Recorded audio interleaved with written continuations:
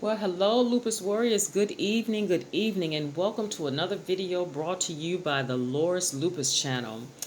Um, Tonight, I wanted to stop in and I wanted to briefly discuss the history of lupus. Where did lupus originate from? Where's the first documentation of a patient, the first medical documentation of a patient having lupus? So before we jump into the video, let me ask you something. How y'all feeling tonight? And that's in the words of my grandson. I love when he says that. Well, my prayer for you is that you will prosper and be in health, even as your soul prospers. And I hope that this video will find you doing as well as possible, that it will find you in a good space or working towards a good space in all areas of your life. And those areas include mentally, physically, emotionally, and spiritually. So without further ado, let's jump into this video regarding the history of lupus. So in order to give fair credit, I want to make sure that I let you guys know where I'm getting my information from. And my information is coming from an article entitled A Historical Look at the Characterization of Lupus as a Systemic Disease. This article was written on October the 18th, 2018 by Ruth Jessen, Jessen, Hickman, MD. So I will be pulling a few pointers from her historical timeline of lupus, and so we'll be discussing that tonight. So what is the history of lupus and where do we start? Well, my friend, we start at 460 to 375 BCE, believe it or not. And this is when the first documentation was recorded of lupus, and it was recorded by Hippocrates. And it was recorded as herpes, not as lupus. We didn't have the term lupus 460 to 375 BCE. And he recorded it as herpes because the patient displayed ulcerations that disfigured the face and the legs. As we know, the term lupus comes from the Latin word meaning wolf, and the reason for this terminology is because the skin lesions on a lupus patient could be so severe that it looked as though the patient could be ravished or could have been ravished by wolves.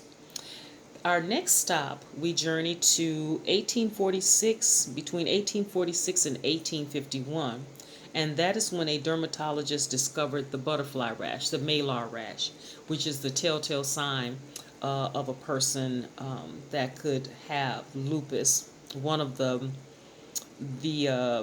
categories used to diagnose lupus is the butterfly rash, along with other stipulations that you have to meet. And the butterfly rash was termed erythematosus. And erythematosus is a Greek word that means red rashes or inflamed lesions on the skin, therefore giving us the terminology for two types of lupus, SLE and CLE. SLE stands for systemic lupus erythematosus, and CLE stands for cutaneous lupus erythematosus. And as we know, there are 5 types of lupus. It's the SLE, CLE. There's the prenatal lupus, in which the neonatal, in which the pregnant mom can pass it on to the unborn child. And then there's also the medication-induced lupus. And there's one more that I can't think of right now. But I did a few months ago, I made a video entitled The 5 Types of Lupus. So if you want to know the 5 types of lupus, just scroll through my video list and you will see the 5 types of lupus as a lupus fact. As we move further, we stop in 1948, in which there was a Dr. Malcolm Hargrove, MD, and he contributed to the study of lupus as a systemic disease.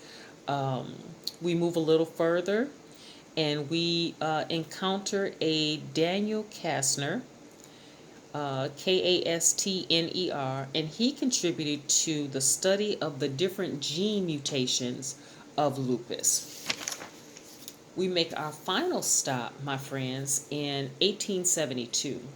And this is where a doctor by the name of Dr. Capulsi, him and his group of medical students and understudies, they studied lupus for over 140 years. And Dr. Capulsi's 140-year study has contributed to the majority of the information that we have about lupus today.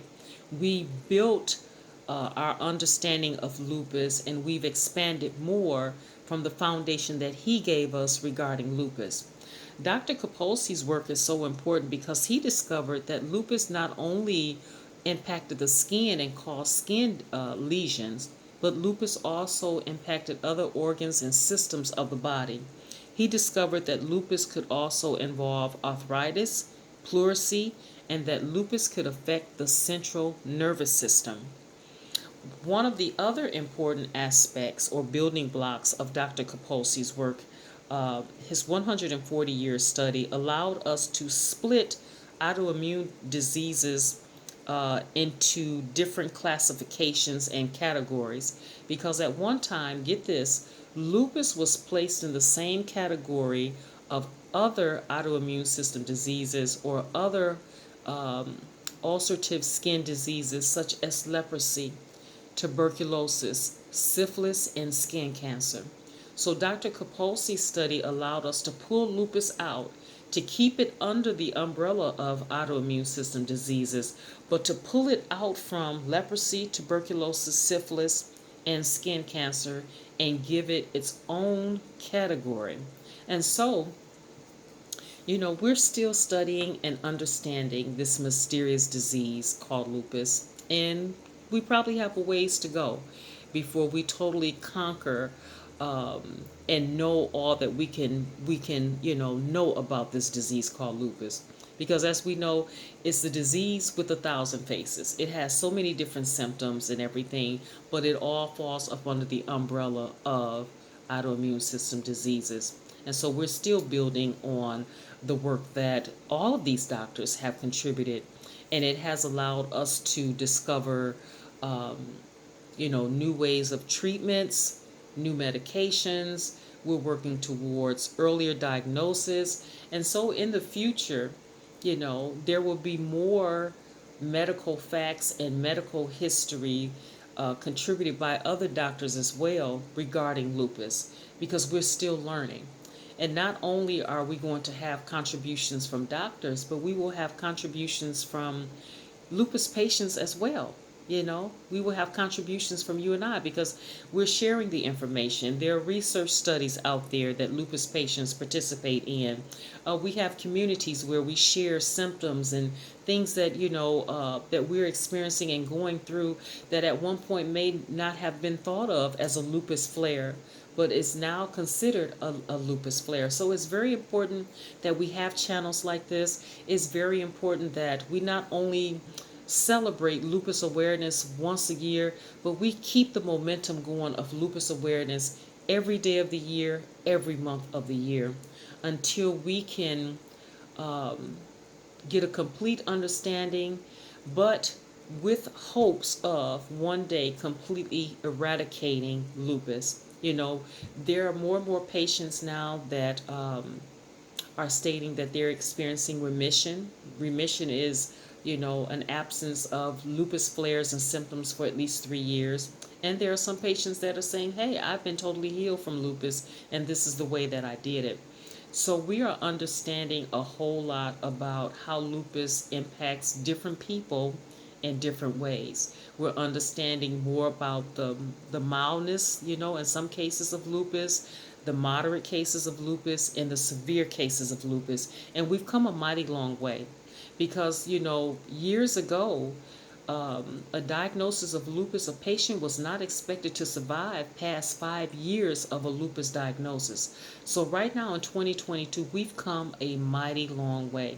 And we still have more, we still have a few ways to go, but we're learning each and every day.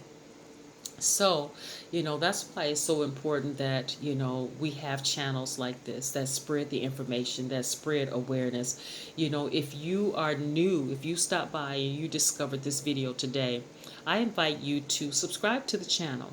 If you find that the content that I'm providing, if you enjoy it and if you want to hear more information and more lupus facts, subscribe to the channel. Hit the like bell. Hit the like button, then hit the bell so that you can receive notifications whenever I upload a new video. Also, share the information and leave a comment in the comment section below. Sharing the information, we help to support lupus communities. We help bring lupus communities, lupus warriors together. We support each other. We get the information out there. On this channel, for me, I created this channel for Lupus Warriors where we could talk about, hard things, difficult things in a safe place. I wanted to make sure to bring about awareness, to encourage and to educate lupus warriors like you and I.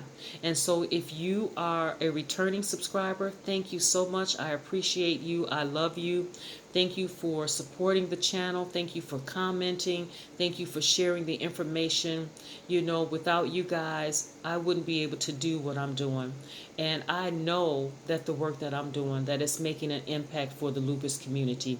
It's making an impact for the future of lupus warriors. It's keeping lupus at the forefront of the medical community so that we can get funding, so that we can have more contributions like this in the medical community, a greater understanding, and eventually one day find a cure and totally eradicate lupus. But until then, you know, remember that there is life after lupus. Stay strong, stay encouraged, stay blessed, and I will talk to you guys on the next video.